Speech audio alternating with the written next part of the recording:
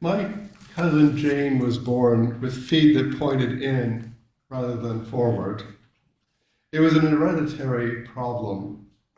Our great-grandmother, Jane LeCount, who I presume she was named for, was born with the same problem, and many of us would see minor problems with sprained ankles multiple times as adults. Jane and our second cousin, Rusty, though, were the only LeCount descendants who had to wear leg braces and endure surgeries. By the time that she was a teenager, Jane had so many surgeries to her feet and legs that she no longer had the ability to feel anything below her knees. She never walked without crutches. Jane and I were born only months apart, so I grew up playing at family events with a cousin who could not run or jump. And that was not a problem for me. I enjoyed seeing her and playing with her. We played board and card games and make-believe. As I grew older, I noticed that my aunt and uncle and other relatives treated Jane differently. They both spoke disparagingly of her due to her disability, and sometimes commented that about her emotional state in dealing with the world that wasn't always friendly to people who had disabilities, and they put it upon her. And when her younger sister was born without any impairments, she clearly became the preferred child. I felt sad that family members were unkind to Jane. Her disability was, after all, a result of having the same genes that we all carried to some extent. It was not fair that she was treated differently as less. Today is the Disability Day of Mourning, and even though it is a time for grief, it seems appropriate to talk more generally about disabilities and spiritual issues in our religious context. This is mostly about physical disabilities rather than those associated with mental health. I have spoken a few times in the past 3 years about mental illness. This message may draw from a sermon by my colleague, Dan Harper. Who qualifies to be disabled? Most of us think of people like my cousin Jane, who walked with crutches her entire life. We imagine people who are blind, deaf, who have mobility or other movement issues, who have other sensory problems. One definition that I found states that disability is a physical or mental condition that limits a person's movements, senses, or activities. Some people, like my cousin Jane, are born with disabilities that are immediately visible. Others have disabilities that are not always obvious. The truth is that some disabilities develop over time and under differing circumstances. My olfactory sense is greatly diminished because of a mistake made by a physician when I volunteered to participate in a medication study at the University of Chicago. It is not something that most would think of as a disability. In fact, I really don't think of it much. It is not as serious an issue as the loss of a limb or deafness, but is a physical condition that limits the sense of smell. So I suppose it is a disability, although not a profound one. It is probably true that the greatest cause of disability, though, is something we often don't think about. It's aging. Some in the disability community define people as disabled or temporarily able. Temporarily able tells us the truth that over the course of life, most people will become disabled, though possibly not seriously so. Thinking of oneself as temporarily able implies that being able to do things or to sense the world is not guaranteed, and that accidents and illness do happen. Being temporarily able serves to remind that disability in some form may be in anyone's future. Therefore, it behooves us not to stigmatize disability because we are likely to become disabled. That is a compounding problem for those like my cousin Jane, who are told or hear it implied frequently that they are in some way less than fully human, that somehow they are not worthy of living in a world that presumes that everyone can climb stairs or hear announcements. Temporarily able tells us that disability is normal. It tells us that human beings have always faced physical and mental challenges. It tells us that we should not treat some people as less than fully human. It tells us that when we plan for the future, that we need to presume that there will be those present who cannot climb stairs, who cannot hear well, who are sensitive to odors, who have difficulty reading small type. This is something that we have to consider, as those persons might be us, as most of us are temporarily able. So as people of our eclectic faith, we need stories to make sense of life, to help us understand what disability means to us. We need, though, to discard stories that tell us that disability is always something to be cured or got rid of. That is not realistic in our time or probably in the near future.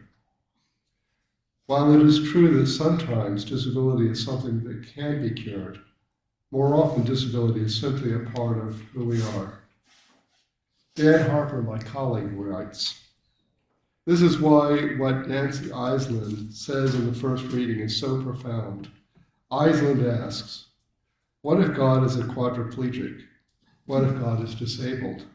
What if God is disabled in any one of the many ways human beings are disabled? A central part of the teachings of Western religion is that human beings are made in the image of God. The clearest statement of this comes in the Torah, the Hebrew Bible, in the book of Genesis, chapter 1, verse 27. It reads, "So God created humankind in his image. In the image of God he created them. Male and female he created them."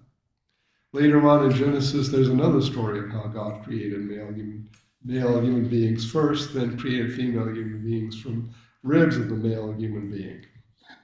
But this later passage gives us a story that is not to find a point on it, a little weird.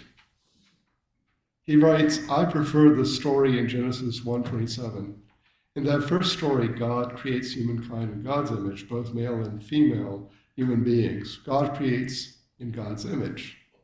So if all human beings are created in the image of God, then logically disabled human beings are also created in the image of God." This is Nancy Iceland's profound insight. Now, you might not be able to relate to this insight from Dan Harper from your personal theological perspective. This is important, though, as this story is still at the root of our culture, our common culture.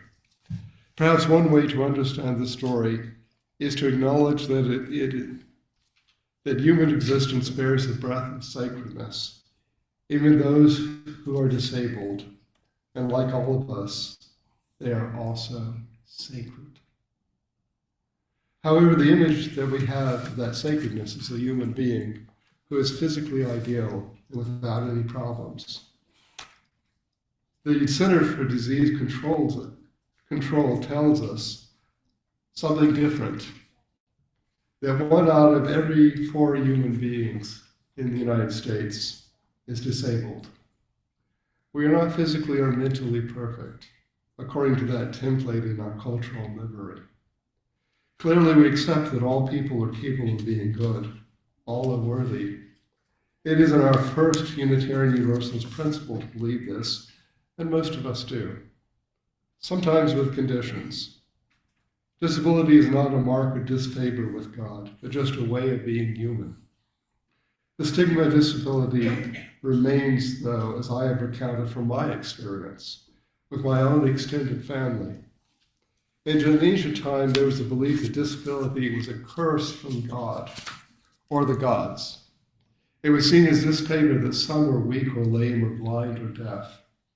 Perhaps someone who was disabled was cursed and it was perceived as negative to associate or help that person, because doing so could anger the deity or deities who brought on the disability. The Christian scriptures contain many stories of Jesus of Nazareth healing disabled people. You might have encountered those stories in your religious upbringing and in another faith tradition. There are Christian sects that still hold those stories of healing and claim that they also can cure illness and disabilities as Jesus did in the ancient texts. Obviously, there's no clinical proof that this actually happens. The point of these stories around Jesus is that they are not just about healing people. They are not just about supernatural power or proof of his divinity as they were taught to me. Rather, they have a subtext. The people in many of these stories, these healing stories, and in many of his other encounters, are often connecting Jesus with outcasts. He speaks to the woman at the well who has been divorced by her previous 2 husbands and married to the 3rd. He accepts the hemorrhaging woman to touch him without punishment, after that contact with her violated ancient prohibitions. He heals the beggar. In the healing stories, Jesus encounters people who are on the edge of society, often disabled people, and he heals them. The point is not that Jesus performs miracles of healing, but that he does so for the people who are dismissed by society in his time as cursed or unclean. And many of these people were physically or mentally disabled. The lesson that so much of religious tradition gives us is that Jesus is powerful. Yes, it is there. What is lost from that interpretation of the story is that Jesus is an exemplar. He cares for the outcasts. We should care about the outcasts. He doesn't hate others. We shouldn't hate others. He cares about the disabled. We should also care about the disabled. We are not there yet. As Dan Harper states, our society provides inadequate support for persons with disabilities. Anyone among us who are caring for an aging partner or an aging parent has direct experience of this. Anyone among us who has had to fight for accommodations for a child with disabilities has had direct experience of this.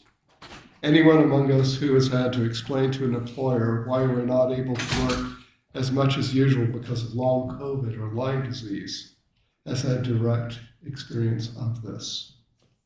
That was what my colleagues said about the care for persons with disabilities more than 4 years ago. This week, members of Congress put forth a medical plan that would permit insurance companies to raise deductibles to greater than $30,000 before the insurance companies would be required to provide medical coverage. People would pay smaller premiums, but with that deductible, they would push some families into crippling medical debt. This legislation reveals how little those in power care about ordinary people. An act like this would most likely be more damaging for those with physical or mental disabilities. Our national culture has not extended empathy to the disabled in the ways that other rich nations have. Medical care is not assured and is difficult to receive for many people, especially those who deal with mental disabilities. We have moved so far in understanding bias in the past 100 years, and we have so much farther to go. The words that I've shared with you today carry more weight for me as I've been struggling with the idea that I was born physically disabled by damage to my body, as the physicians who were delivering me had to decide to injure my left shoulder and arm so that I could survive the birthing process. That was a problem, but it was not the problem. The problem was that disabilities were so stigmatized by my extended family that I had to conceal that I had weakness and poor motor control over my left arm and hand and my bent arm and shoulder. I knew that something was wrong, but the message was conveyed to me never to speak or let anyone know that my left hand was almost useless.